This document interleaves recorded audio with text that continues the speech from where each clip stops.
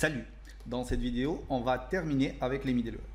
Pour ce faire, déjà, on va cocher que cette partie-là et cette partie-là ont été finalisées. Et on va se concentrer sur quelques exemples pratiques des middleware.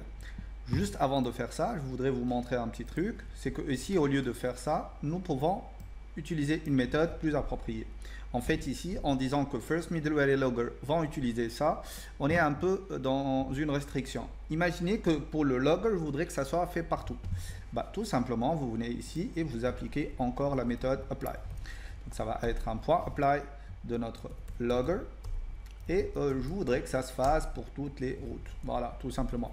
Donc ici, vous voyez que si on lit bien ça, si on appelle la route hello, elle doit s'appliquer sur les deux. Par contre, si j'appelle une route, je vais enlever ça.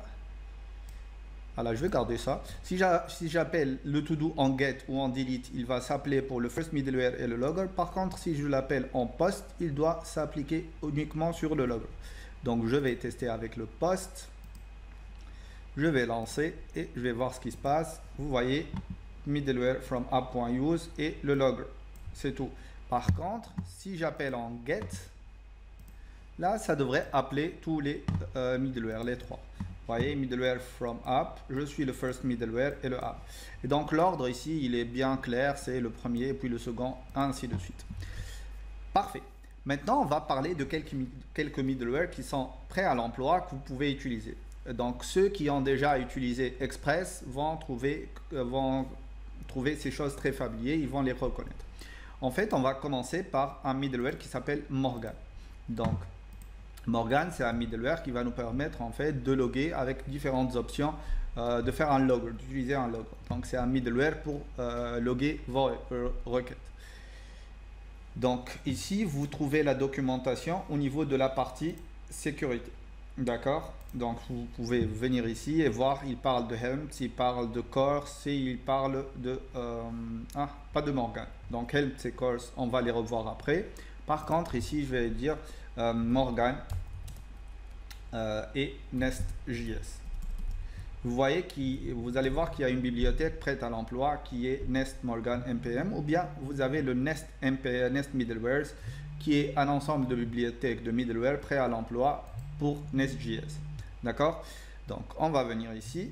Bien sûr, finalement, pour toutes ces bibliothèques-là, vous devez vous référer à la documentation officielle du middleware créé pour Express lui-même. C'est là que vous allez trouver les options, etc., etc. Donc ici, il nous demande de faire quoi? De faire un npm install-save de ça. Donc on va le faire. On va venir ici et on va aller lancer ça. Donc ça va nous installer cette bibliothèque-là. Ensuite, une fois installé, on a deux méthodes pour l'utiliser. Donc, la première, c'est en utilisant l'aspect middleware propre à Express, c'est-à-dire app.use et on appelle notre middleware. Ou bien, la deuxième méthode, c'est celle que vous allez voir dans la documentation. Juste le temps que ça installe. D'habitude, ça ne prend pas autant de temps. Donc, on va entre-temps revenir vers la documentation. Et ici, il vous dit que, en fait, pour utiliser ce Morgan middleware, il faut juste aller au niveau de là où vous voulez configurer votre middleware, appeler la méthode configure et lui passer donc un objet d'option et l'appliquer comme n'importe quel middleware. Donc pour l'objet d'option, en fait, on va lui dire que nous on veut loguer en mode dev. Donc il suffit de passer une option dev au niveau de votre middleware. Donc il y a la documentation, vous pouvez la lire. Il y a plein d'exemples à suivre. Voilà, donc c'est toujours au niveau de la doc que vous allez trouver ce que vous voulez avoir. Voilà, il est en train d'installer. Donc je vais juste aller au niveau de package.json pour voir ce qu'il a fait. Donc logiquement, il devrait m'avoir installé Morgan. Bon, puisqu'on n'a pas... Lorsqu'on a lancé la commande, on n'a pas mis de dev, ça va être dans la partie dependencies, normalement, quelque part, pardon, ici. Voilà, Nest Middleware Morgan, parfait. Donc je vais vous montrer, il y a plusieurs méthodes pour ajouter dans middleware, les deux méthodes plutôt. La première c'est en utilisant directement au niveau du main, la seconde en appelant le module. Donc pour ce middleware là, on va utiliser la première, pour les autres on va utiliser la deuxième, où on va voir comment on peut utiliser les deux. Donc ici, je vais lui dire, bah, tu vas m'importer étoile as Morgan from, va me chercher la bibliothèque Morgan. Voilà. Qu'est-ce que j'ai fait là? Morgan. Voilà. Point virgule. Et là, on va tout simplement venir ici lui dire, bah, tu vas m'utiliser ce Morgan là. Donc, utilise-moi ce middleware. Voilà, appelle-moi Morgan et je vais lui passer comme paramètre dev. Parfait. Et donc là, qu'est-ce qui va se passer? On va appeler ce middleware là à chaque fois qu'on a une requête. Donc je vais tester. Je vais lancer cette requête là. Et là, vous allez voir qu'il y a au niveau de votre code un petit log ici. On a lancé une méthode get pour cette URI là. Ça a retourné une réponse de statut 200 et ça a pris autant de temps. Donc ça marche parfait. Ça c'est pour Morgan. Le deuxième middleware que je voudrais vous montrer, c'est Helm. Voilà. Et donc ici, il nous dit que vous pouvez l'utiliser comme on a fait pour cet élément-là. Par contre, moi, je voudrais vous montrer la deuxième méthode. Donc ici, je vais aller au niveau de Nest Middlewares. Donc, je vais lui dire Nest Middlewares et Helm. Voilà. Voilà, c'est ici. Et là, donc, on va essayer de voir qu'est-ce que ça donne. Donc ici, il nous dit d'installer ça directement. Donc je vais relancer ça au niveau de notre console. Va m'installer Helm.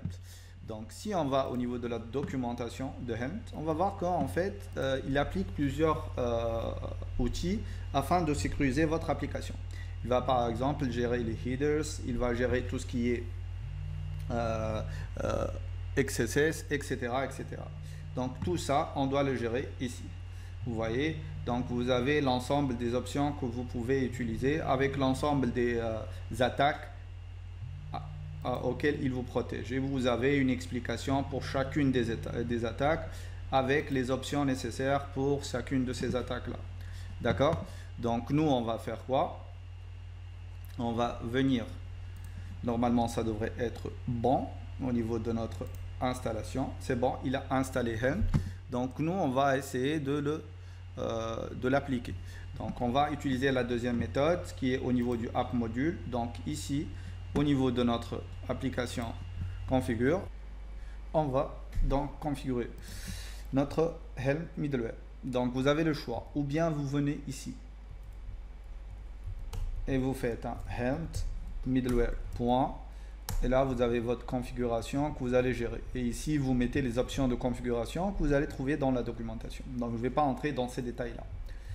Ou bien, si vous voulez utiliser la configuration par défaut, qui aussi dans la documentation explique le nombre de choses qu'il va faire par défaut, bah, vous allez juste venir ici et lui dire .apply Helm middleware. Je vais vous expliquer en fait par défaut qu'est-ce qu'il va faire. Bon. Au départ, je vais enlever cette ligne-là. Voilà. Et je vais venir ici, au niveau de ma requête, lancer une requête get. Et vous allez voir que dans les headers, il y a ces 5 headers-là.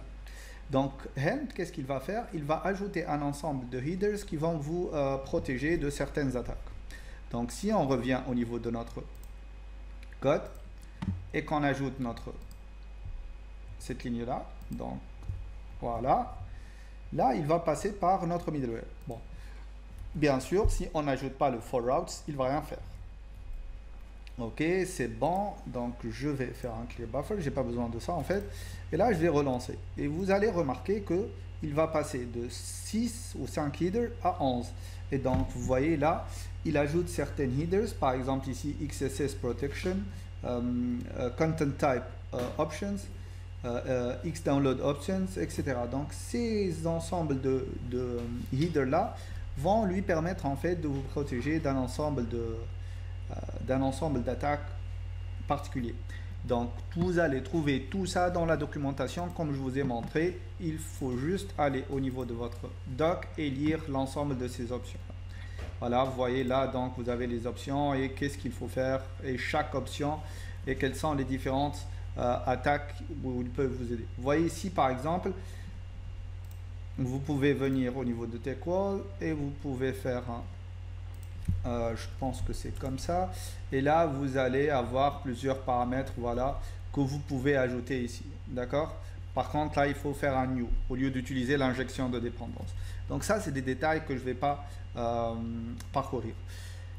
Le dernier middleware que je vais vous montrer, c'est le middleware course. Donc si je reviens à la documentation ici, donc ce middleware là il va vous permettre en fait de gérer ce qu'on appelle les Course Origin Resource Sharing.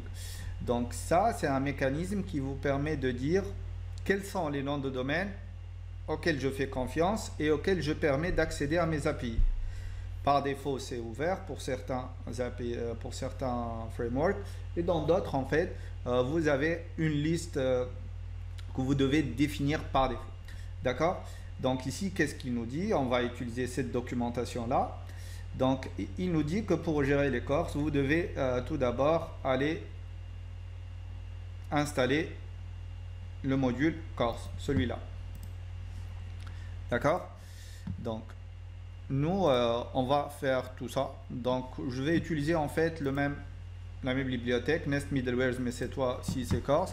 Donc, vous pouvez accéder directement à ce lien, à cette ressource via ce lien, ou bien utiliser les mêmes commandes que nous avons utilisées tout à l'heure.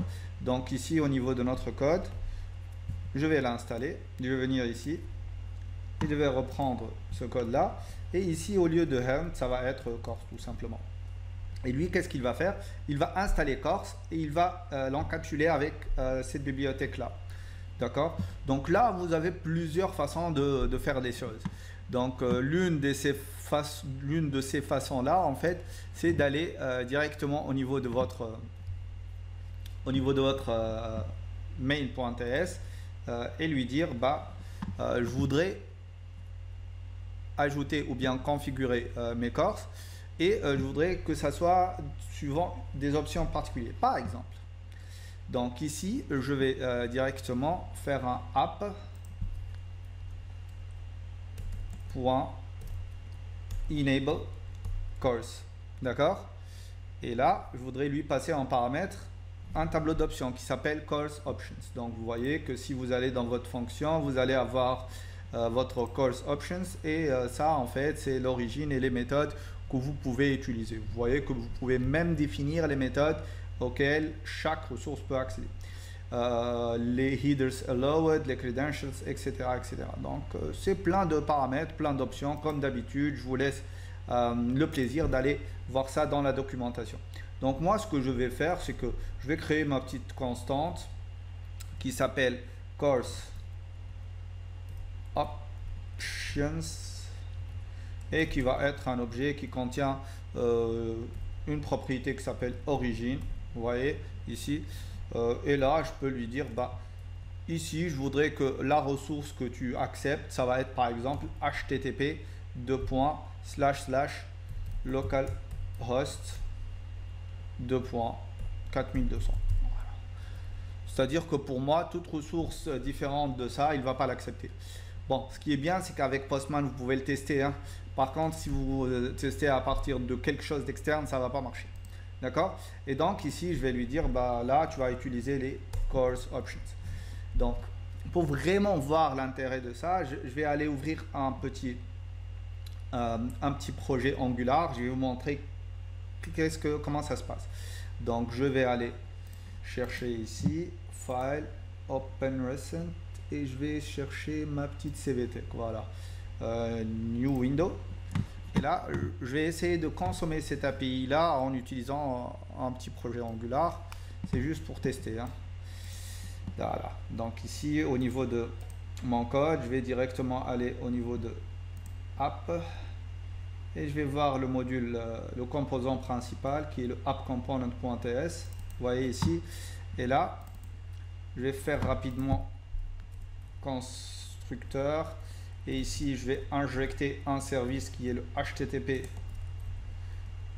client, et ce HTTP client là va me permettre en fait ici je vais lui dire d'implémenter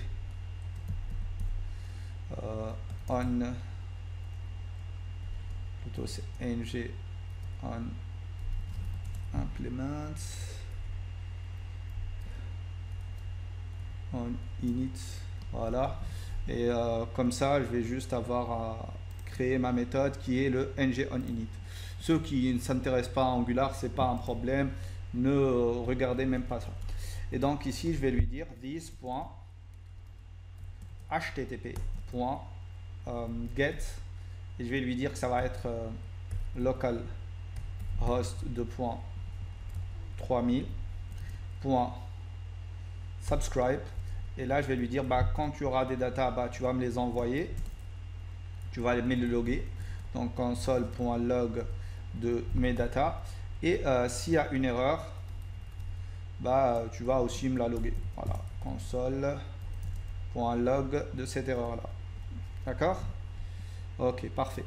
Et donc ici on va essayer d'accéder à cette ressource là, c'est cette ressource, vous voyez,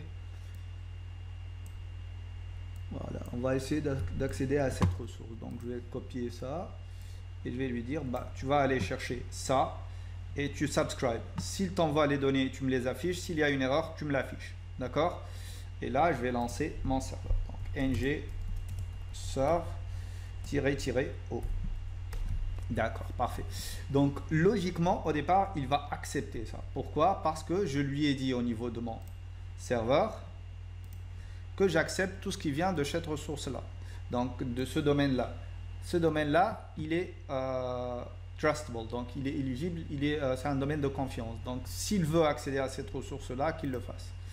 Donc là il est en train de me lancer mon serveur, et dès qu'il termine il va me lancer mon application, et là on va tester sur un cas réel. Donc voilà, nous avons notre application qui est ouverte, j'inspecte, et là au niveau de la console j'ai lancé ma commande, et là vous voyez j'ai un array avec 0 objet. C'est normal parce que en fait j'ai pas d'objet ici, donc je vais faire 200, c'est bon et c'est bon, là j'y arrive. Si je réactualise ce truc là, je devrais avoir un tableau avec deux paramètres, vous voyez, 0 et 1, c'est bon, ça marche. Maintenant je vais juste lui dire au niveau de mon code là, au niveau de je vais lui dire non, j'accepte que ceux qui viennent de 2001, d'accord. Là il va relancer le serveur tout en sachant qu'il ne va plus accepter tout ce qui vient des autres noms de domaine. Et donc si je relance mon code, si j'actualise, regardez ce qui se passe, j'ai une erreur, il me dit localhost 4200 has been blocked by course policy response to reply. Tout simplement les courses ont bloqué l'accès, donc il ne peut pas accéder à notre ressource. Et ça c'est génial, parce que là vos ressources, vos API que vous exposez, elles ne vont être accessibles qu'aux personnes que vous souhaitez. Donc là vous êtes tranquille de ce point de vue là.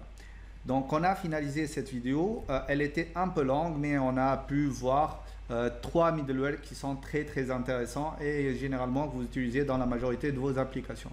Donc je vais retourner au niveau de ma liste de choses à faire, et on a finalisé cette partie middleware. Elle est complète et on peut maintenant tranquillement la mettre tout en bas de la liste des choses qui ont été déjà faites. On passera donc dans la prochaine vidéo à la partie filtre. Voilà.